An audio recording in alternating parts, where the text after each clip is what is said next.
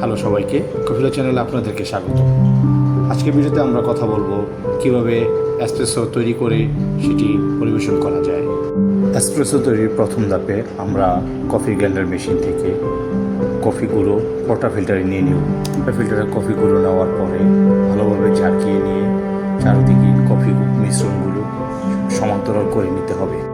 তারপর ধাপে আমরা ট্যাম্পার মেশিন দিয়ে কফিগুলোকে ট্যাম্প করে কফি টেম্পারারের মাধ্যমে পোর্টা ফিল্টারে কফিগুলোকে সমান্তরাল করার পরে এই পর্যায়ে আমরা এসপ্রেসো মেশিনে পোর্টা ফিল্টারটি আটকিয়ে নেব।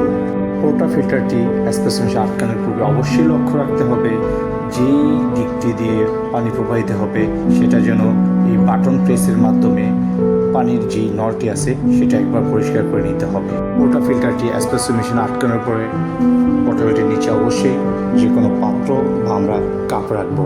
সো গাইস, কাপ রাখার এই পর্যায়ে আপনারা দেখতে পাচ্ছেন কি সুন্দর এসপ্রেসো নির্গত হচ্ছে। আর এসপ্রেসো সম্পূর্ণ নির্গত হওয়ার পরে আমরা পরিবেশন করব। এভাবে একটি সম্পূর্ণভাবে আমরা এসপ্রেসো তৈরি করতে পারি।